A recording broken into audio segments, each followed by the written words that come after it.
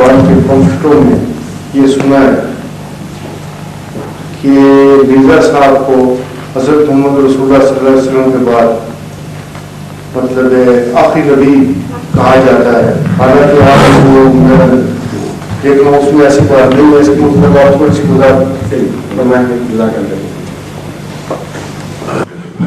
ये बात तो है ही गलत कि नौजुल्ला में जालिक हम मिर्जा साहब को आखिरी नबी कहते हैं, बिल्कुल झूठ है। हमारा मसलक ये है कि जमाने के लिहाज से आखिरी होना कोई इज्जत का मुकाम नहीं, ये है बुनियादी मसलक। इस पर गौर हो जाए फिर बाकी बात सारी समझ आ जाएगी जमात की।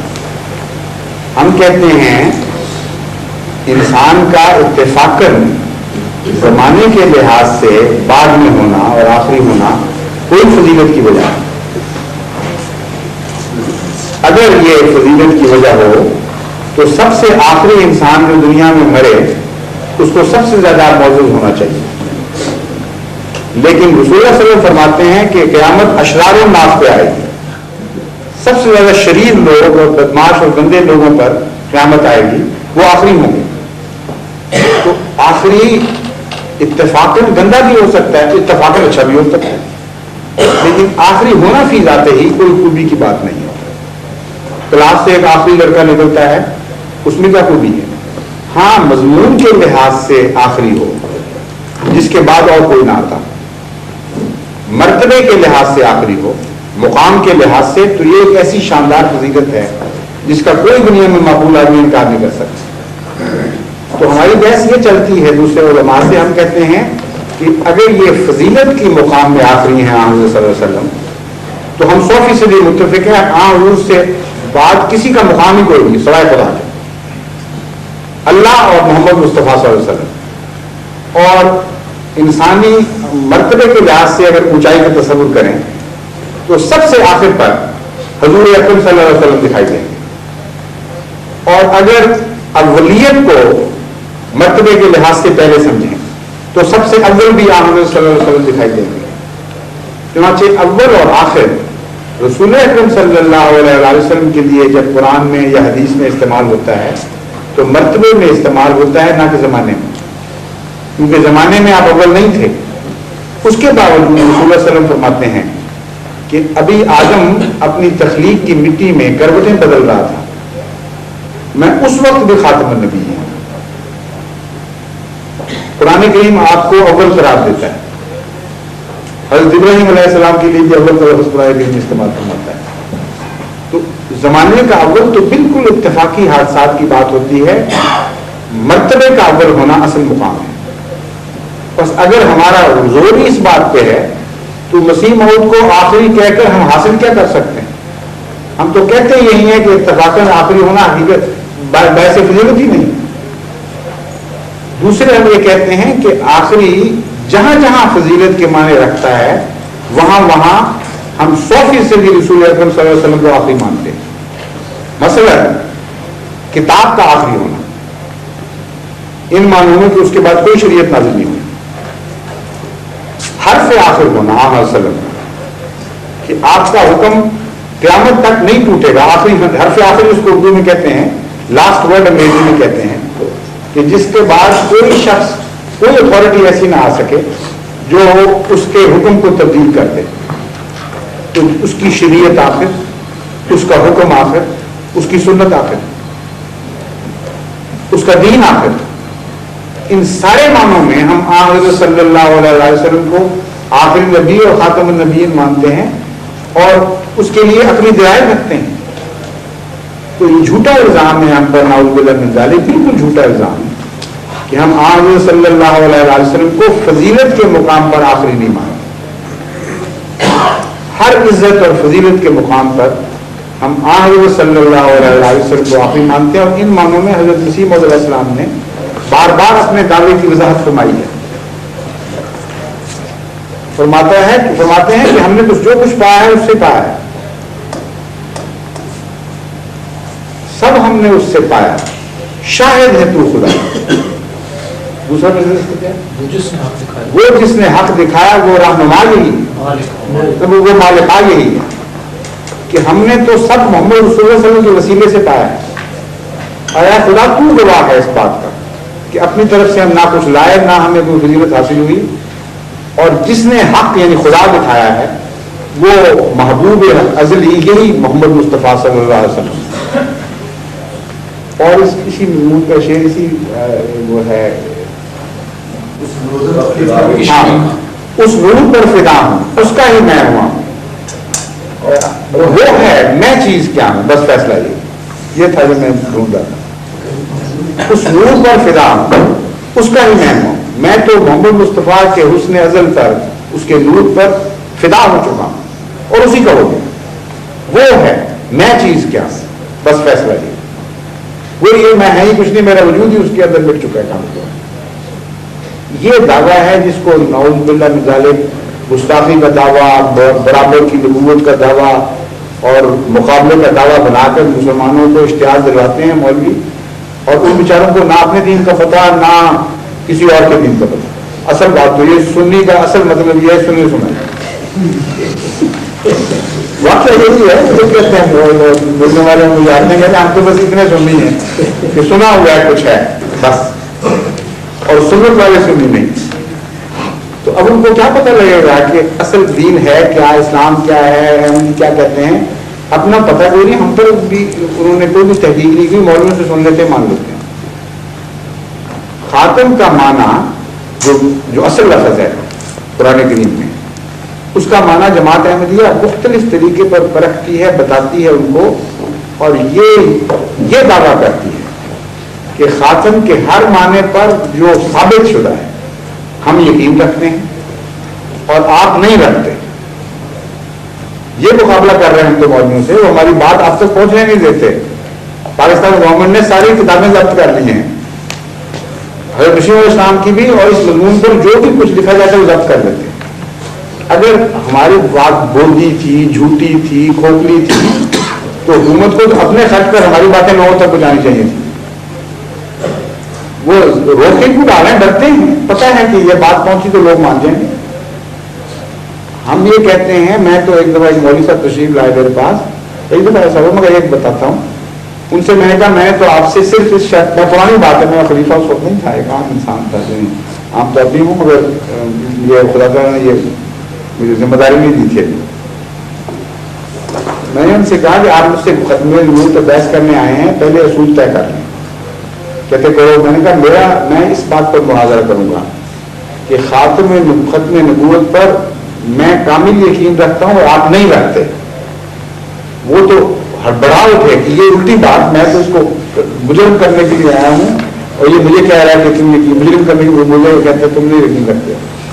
کہتا یہ کہتے ہاں تو کرو مناظرہ. میں نے کہا پہلے مجھے آپ بتائیں کہ وہ کون سا معنی ہے آپ کے نزدیک جس پر آپ سمجھتے ہیں کہ میں یقین نہیں رکھتا اور آپ رکھتے ہیں. کہتے نبیوں، سب نبیوں کو ختم کرنے والا. میں نے کہا پکے ہو جائیں اچھی طرح اس پہ، پکے پیری کہتے ہیں پنجابی میں، کئی پنجابی سے بات اس طرح ہوگی، کہہ پکے پیری بالکل پتا ہو. میں نے کہا آپ بتائیں کہ ختم کا کیا، کس طرح نبیوں کو ختم کیا؟ سب کو کیا؟ کہتے ہیں سب کو کیا. میں نے کہا حضرت عیسیٰ میں شامل تھے؟ تھوڑا سا ڈرے، کہتے ہاں تھے شامل. میں نے کہا ختم کس طرح کرتا ہے ایک آدمی دوسرے کو؟ یا جسمانی طور پر ختم کرتا ہے یا اس کا فیض ختم کرتا ہے.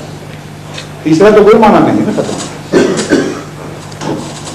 آپ کہتے ہیں کہ حضرت رسول کریم صلی اللہ علیہ وسلم سے پہلے جتنے نبی گزرے تھے وہ اپنی موت آپ مر گئے، اور حضرت رسول کریم صلی اللہ علیہ وسلم نے خود تو نہیں ختم کیا. ٹیسٹ کیس صرف ایک باقی، یعنی حضرت مسیح، وہ اتفاقاً زندہ رہ گئے، اور حضرت رسول کریم صلی اللہ علیہ وسلم ان کو ختم کرنے سے پہلے جسمانی معنوں میں آپ ختم ہو گئے. لیکن اتنا شیطانی عقیدہ ہے، اتنا ظالمانہ عقیدہ ہے کہ آپ کے ترجمے کی روح سے مسیح خاتم ہے، نہ کہ حضرت محمد مصطفیٰ صلی اللہ علیہ وسلم. میں نے کہا آپ اب یہ سوچئے کہ آپ پہلے پیدا ہوئے ہیں، مسیح بھی پہلے پیدا ہوئے. آپ کا ایک بیٹا آپ کے سامنے پیدا ہوتا ہے، فوت ہو جاتا ہے. اور آپ اس کے 40 سال بعد فوت ہوتے ہیں، تو آپ بعد میں فوت ہوئے ہیں یا وہ بعد میں فوت ہوا ہے؟ پہلے بھی آپ اور بعد میں بھی آپ. یہ ہے خاتمیت. آپ کا بیٹا بیچ میں جو آپ کے سامنے پیدا ہوا چند دن رہ کے مر گیا، وہ کہاں سے خاتم بن گیا؟ تو حضرت رسول کریم صلی اللہ علیہ وسلم کے متعلق آپ کا یہ گستاخانہ عقیدہ ہے کہ نام ان کا خاتم تھا لیکن تھے مسیح خاتم، کیونکہ ایک ہی مسیح، ایک وقت میں یہ دو نبی زندہ تھے. ایک ختم ہو گیا جسمانی معنی جو لے رہے ہیں، اور دوسرا ختم نہیں ہوا، کچھ بات جاری رہا، وہ بہت بعد میں جا کے ختم ہو گیا. تو خاتم وہ ہوا جس نے اپنی آنکھوں کے سامنے کسی کو بات باتیں دیکھ لیا، نہ کہ وہ جو پہلے مر گیا. دوسرا معنی ہے فیض کا، فیض بند کر دیا. میں نے کہا آپ بتائیے کہ جب امت محمدیہ صلی اللہ علیہ وسلم موت کے کنارے پہ پہنچ جائے گی، جانکنی کی حالت میں ہوگی، جب اس کے بچنے نہ بچنے کی باتیں ہو رہی ہوں گی، اس وقت کون آ کے بچائے گا اس کو؟ مسیح آسمان سے آئے گا اور بچائے گا کہ نہیں؟ کہتے ہاں. میں نے کہا فیض کیا ختم ہوا؟ اس نے تو فیض جاری کر دیا اپنا امت محمدیہ. محمد مصطفیٰ صلی اللہ علیہ وسلم کی امت اس کی زیر احسان آ گئی. اگر نہ وہ بچاتا تو امت ختم تھی. تو محسن اعظم کون ہوا، فیض رساں کون ہوا، اور کس نے فیض قبول کیا؟ جس کی امت کو بچانے والا باہر سے آیا، وہ تو ہمیشہ کے لیے اس کے زیر احسان آ گیا. اتنا ظلم، بجائے اس کے کہ فیض ختم کرتے، اس کے فیض کے نیچے آپ آگے نعوذ باللہ ملا. اب بتائیے آپ خاتم مانتے ہیں یا میں خاتم مانتا ہوں؟ کہتے نہیں اس کا تو ایک اور مطلب بھی ہے. وہ مطلب ذرا سنیں کیسا ہے. کہتے ہیں بعض دفعہ ایک ذلیل سے آدمی سے بھی فائدہ اٹھا لیتے ہیں لوگ، اس پر احسان کرتے ہیں. بادشاہ کسی سے خدمت قبول کر لیتے ہیں اور ان کا احسان ہوتا ہے. تو حضرت محمد مصطفیٰ صلی اللہ علیہ وسلم تو بادشاہ ہیں، مسیح سے خدمت قبول کر لی، اس پر احسان کرتے تھے.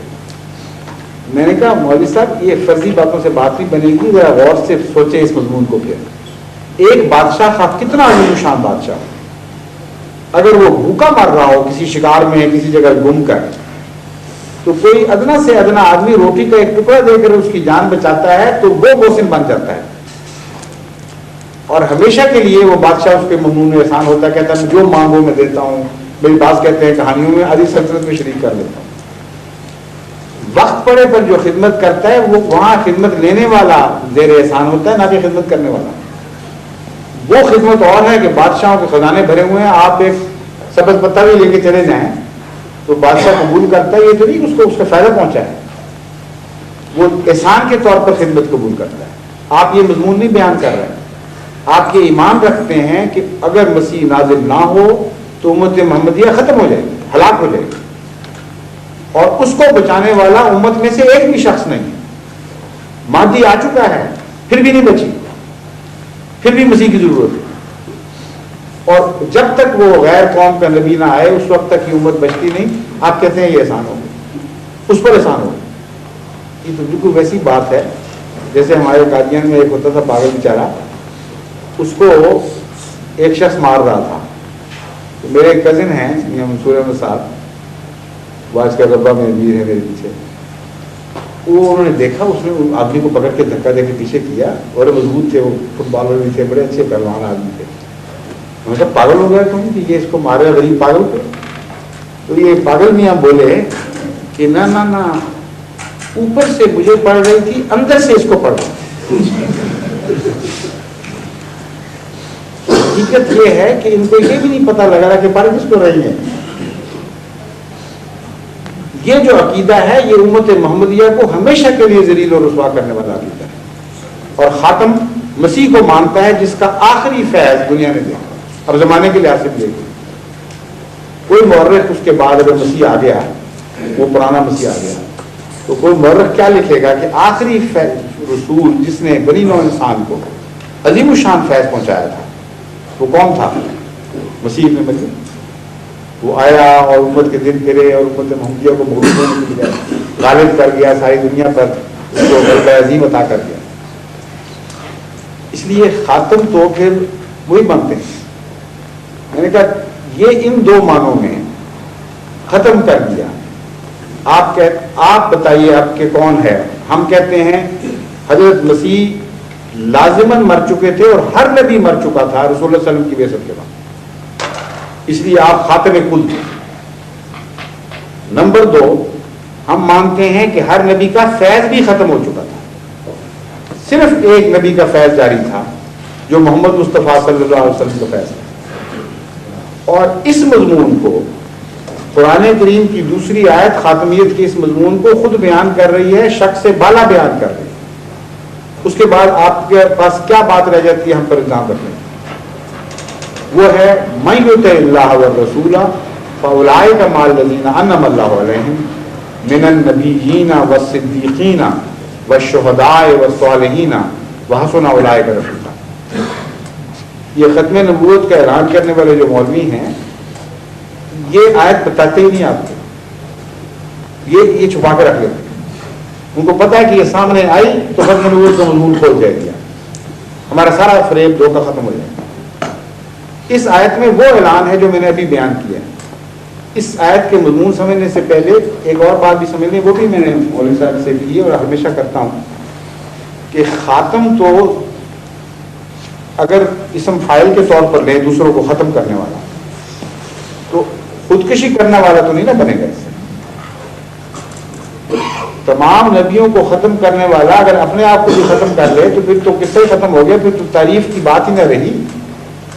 قاتل دوسرے کو مقتول بناتا ہے، ظالم دوسرے کو مظلوم بناتا ہے، مارنے والا دوسرے کو مارتا ہے. جو اپنے کو مارنے لگ جائے وہ تو پھر پاگل پن کا مضمون شروع ہو جاتا ہے، وہ تو اصل تعریف کا مضمون ہی نہیں رہتا. وہ آیت جو میں نے اب پڑھی ہے اس میں وہ جواب ہے. وہ آیت بیان فرماتی ہے من یطع اللہ والرسول، جو کوئی بھی اللہ کی اور اس رسول یعنی محمد مصطفیٰ کی اطاعت کرے گا. باقی سب نبیوں پر ایمان لانا فرض، لیکن اس آیت نے سب نبیوں کی اطاعت سے آزاد کر دیا. یہ بھی فرمایا من یطع الرسل، فرمایا جو کوئی بھی محمد مصطفیٰ صلی اللہ علیہ وسلم کی اطاعت اللہ کے بعد اس رسول کی اطاعت کرے گا، کیا ہوگا اس سے؟ اب آپ سوچئے کیا ہونا چاہیے؟ کوئی جرم کیا اس نے؟ سزا ملنی چاہیے؟ کیا جواب ہے؟ نہیں، انعام ملنا چاہیے. جو شخص بھی اللہ کی اطاعت کرے، محمد مصطفیٰ صلی اللہ علیہ وسلم کی اطاعت کرے، آگے انعاموں کا اور انوار کا دروازہ کھل جانا چاہیے. اس سے پہلے ایک اور سوال بھی اٹھا لیتا ہوں، اس پر بھی پہلے سادہ دل سے غور کر لیجیے، صاف دل سے. پہلے بھی تو لوگ نبیوں کی، اللہ کی اور نبیوں کی اطاعت کیا کرتے تھے، ان کو بھی انعام ملا کرتے تھے، سب کو ملتی.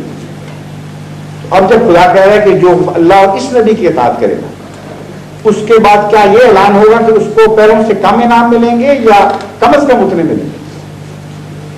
اگر کم انعام ملیں گے کہیں گے تو پتہ چلے گا کہ سب نبیوں سے کم تر نبی آیا نا اس کے زمانے.